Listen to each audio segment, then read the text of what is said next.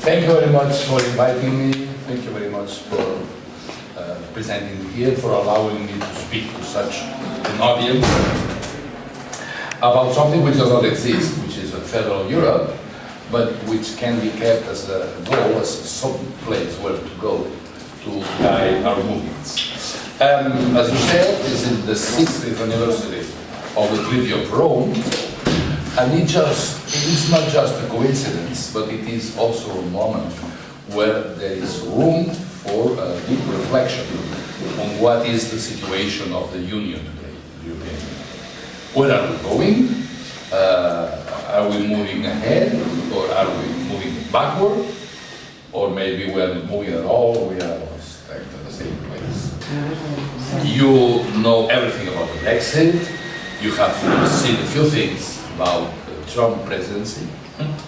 We are witnessing the growth of Eurosceptical parties everywhere in Europe, except in Spain.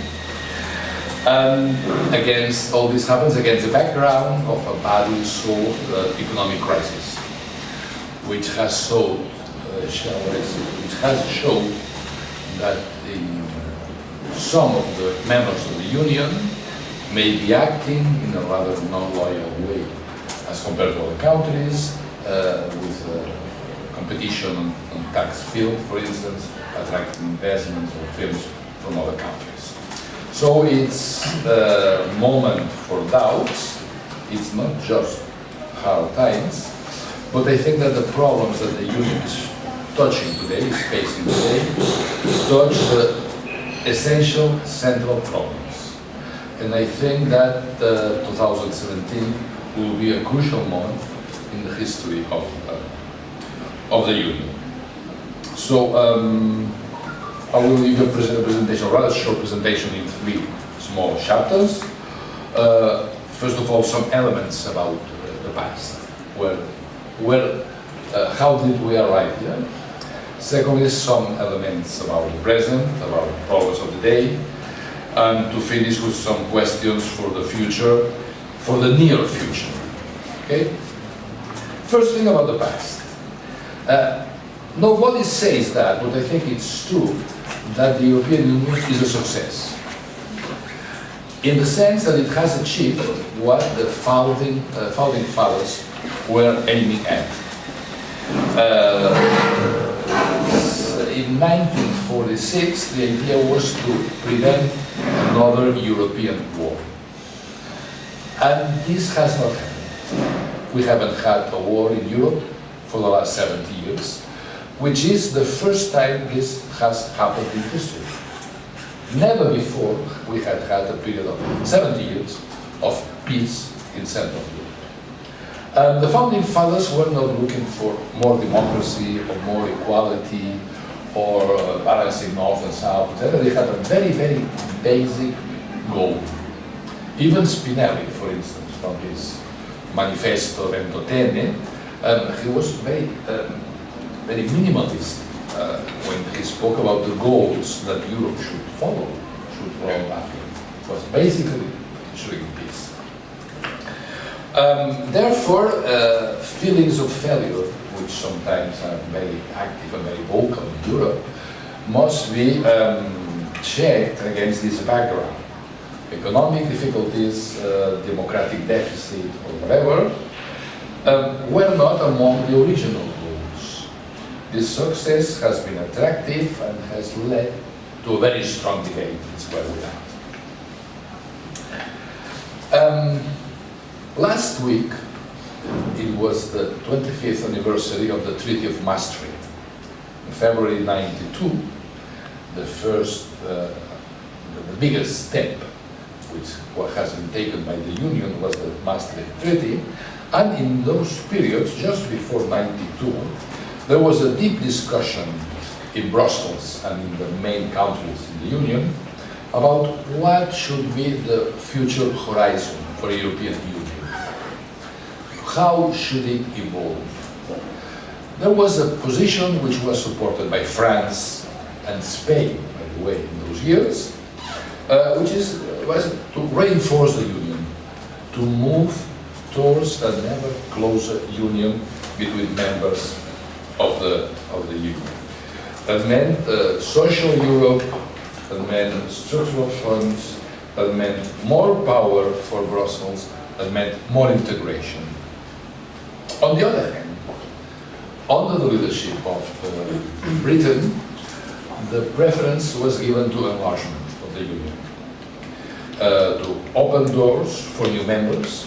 The wall had just fallen, and there was a number of countries in Central and Eastern Europe knocking at the door,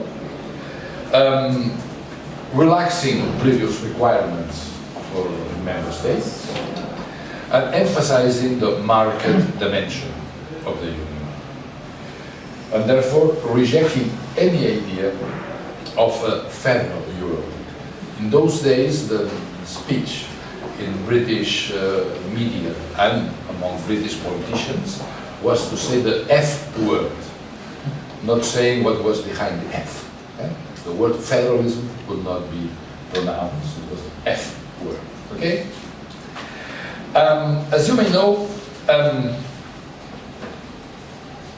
the second option has been the winner.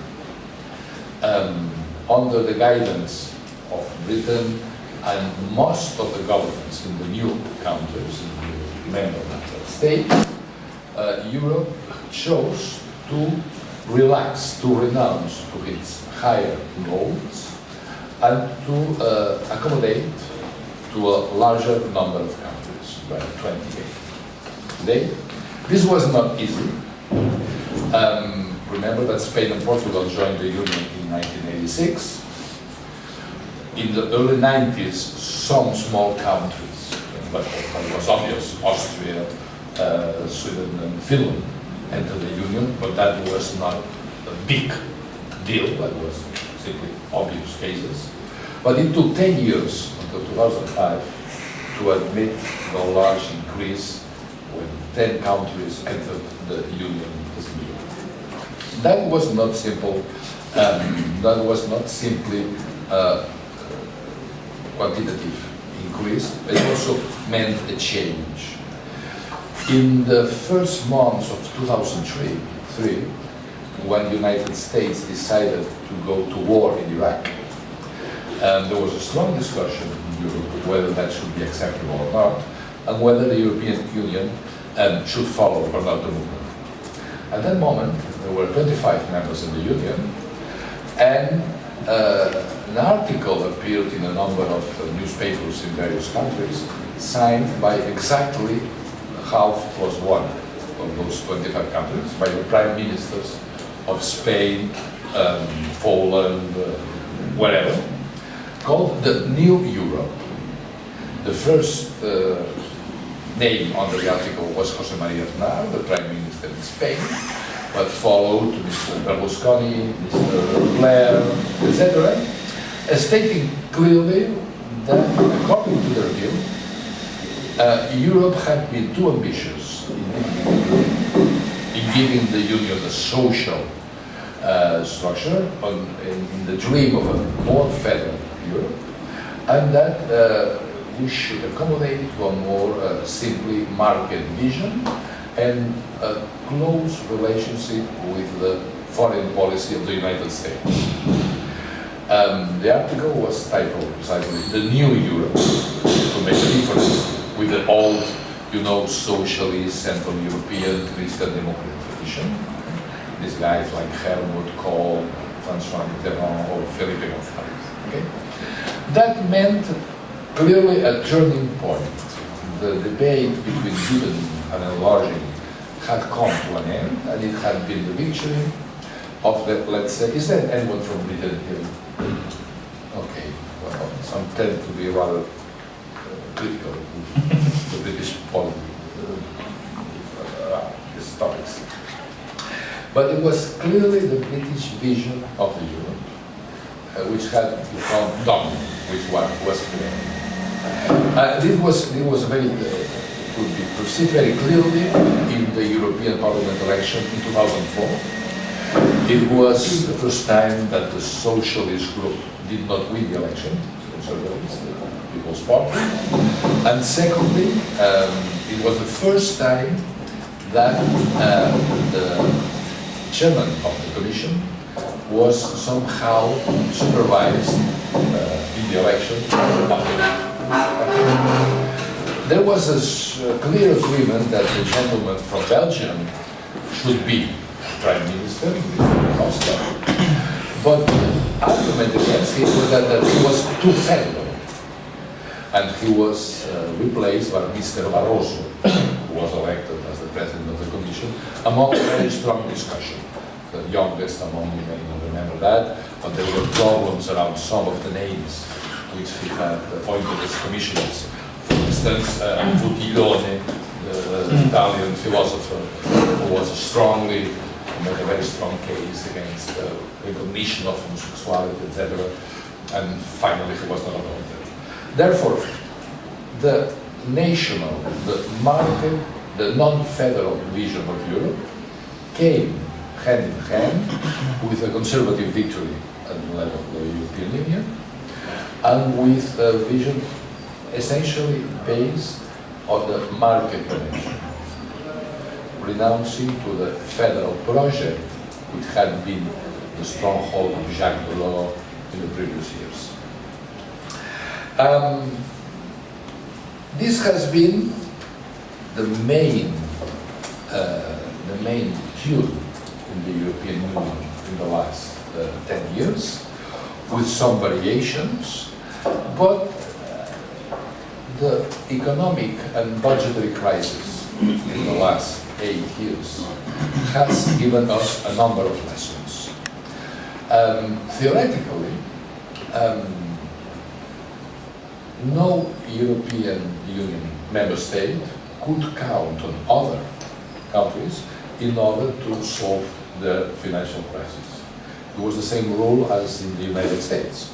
If California goes bankrupt, no other state will go and help, and the Federation has no duty of helping that state.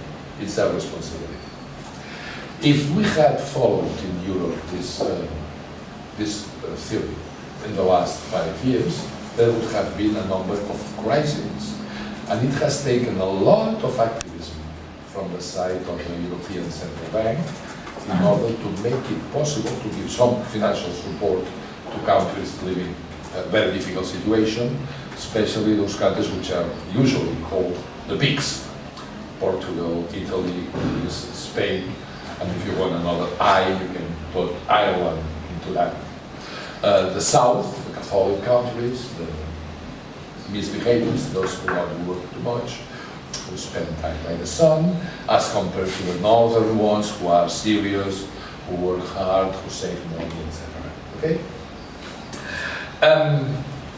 And it's very interesting that even if the goal of these new budgetary policies was not to change the structure of the Union, in practice it has meant the creation of more federal patterns of government, of giving, for instance, the central authorities, giving them what French call an droit de regard, the right to look into the bills of budget from a country. 6 months before approval, country member states must send to Brussels the project of the budget for the next year to be checked by the central authorities. If you want, I have no clear example of how centralized Europe is becoming. Of course, the existence of a common financial system, especially the existence of the euro, gives more support to responsibility. And here come some of the elements which are happening today, which may seem very, very uncomfortable, but who surprisingly are supporting the idea of a more federal Europe. Let me reach my conclusion before the argument. Europe is going to become more federal, not because of the action of federalists or the conviction of federalism, but because real problems need solutions which can only be federal nature. Some of the challenges which are appearing or which have appeared in the last months about Europe require a serious and deep rethinking of how the Union works. As a CEO there, let me start by Mr. Trump in the United States, because his presidency is announcing an enormous amount of changes in various dimensions. For instance, new relations with Russia. That's a clear element. Secondly, the redefinition of NATO. NATO is all out of fashion. NATO should be ready to fight against Muslim terror, etc. Third, what to do with the Far East? What to do with North Korea? What to do with China, etc. We are near of seeing something completely amazing. That is a protectionist United States versus a free trade China. And that's something which can send us back to the past when we were young and Maoist, and people will really become pro-Chinese, I think. Of four, the revision of the institution of world trade. Institutions and the rules of world trade. The idea of the wall between the United States and Mexico, or the idea of the renegotiation with Canada, which is being discussed currently, means simply that the presidency of the United States is acting seriously convinced that more nationalism, more borders, more tariffs, more walls will be good for American citizens, for the American economy, and for the American working class. That means an enormous challenge for Europe, because the only possibility of acting and reacting in this new environment is through collective action. The idea of countries playing each one their own individual strategy clearly is not competitive at all, is not sufficient at all to move to act in this context. The new Trump administration policies lead to a second axis of challenges, which is the Brexit, which is very linked to the previous elements I mentioned, because as far as we can speak today, we know that the Brexit will be hard.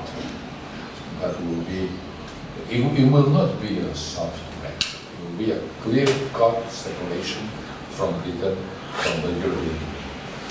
Some questions are obvious. What will happen to European residents in Britain? And it's not an easy question. Same thing happens on the other way around. What will be the situation of British residents living, for instance, in Spain? You know, it's an important number of them. Or the new role of the city, the new role in the financial world, the financial markets, who will play the role that the city institutions play today. Moreover, and more importantly, I think, Britain has been the main force preventing European Union to move ahead in the federal dimension. The systematic opposition to agreements, the systematic break of any movement ahead, etc. That means that the force which led these movements will not be there anymore. There already have been 2 European Union councils without the British Prime Minister, because she was not allowed in. And that means that the defense of this, let's say, backward position, of this breaking position, now will have to be played by people like the Hungarian government or Bulgarian government, who, as nice as they can be, have not the power and influence of Britain. Third, we have an important and very difficult electoral year. We have general elections in the Netherlands, in France, in Germany, possibly in Italy, plus some other relevant elections at the land level in Germany. And we see everywhere an increase in Eurosceptical parties, Eurosceptical public opinion. But I'm not sure this will continue. What I think can be perceived is that there starts to be a movement of reaction against the diffusion of these movements. We have to pay attention to France, because the presidential election in France in April-May seems completely unpredictable. We don't even know who will the candidates be. But data in public opinion data suggests that there is an increase of concern about isolationist positions, isolationist proposals by Le Pen, but also by Mélenchon, or also by Fillon, that means extreme right, left, extreme right. Everybody seems to agree on being isolationist, except the French citizens themselves. There has been a clear sum has been reached, and now there is a way back movement in support of these positions. And the anti-European group of parties have decided to turn 2017 into the great opportunity, into the great moment for breaking the Union. And public opinion data suggests that citizens in a number of countries are beginning to be conscious of this and of the risk involved in them. Therefore, we have a big opportunity ahead of us. Last point, if you take a look at what's the balance between various countries in the Union, it has always been clear that there were big countries and small countries. Okay, large countries meant Germany, France, Britain, Italy, sometimes. Oh yes, and small countries were the others. Okay, when the Commission was an active actor in European politics, one of the key functions of the Commission was to balance between large and small countries. With the passive role that the Commission has been playing in the last 5-10 years, this role has disappeared, and therefore large countries meet on their own and then tell to the rest of the countries what to do and what is going to happen. Now the club of large countries is seriously touched. Britain is out. They are not invited anymore. France is going through a very difficult time. President Hollande is not recognized as a relevant leader by its mates. It's in the last months of his mandate and has not really paid attention to the European Commission. I don't remember the name of the Italian Prime Minister. Gentiloni. So anonymous. So anonymous. But that means that clearly there is a loss of weight and influence. It's not that Renzi or Berlusconi were very influential, but certainly the new people, they were more visible. So there is only one possibility, which is Germany. And it's not coincidence. The strongest economy, the country which has played a more active role in the anti-crisis policies in the last years, and the country which has taken the strongest position in the admission of refugees. And I think it's not coincidence. Germany is not, I think, completely convinced of taking an active role. Germany has not done that for many years because German governments tended to think that for historical reasons it would not be healthy for the Union to have a too strong German leadership. But I think the fact now is going to be on the way. Germany is going to take a more important role, and German politicians have a deeply federal view of their own country and of the Union. For those of you who don't follow these things, this may be a surprise, but let me tell you also that even if it's not a large country, Spain is making a comeback in the European scene, in Brussels.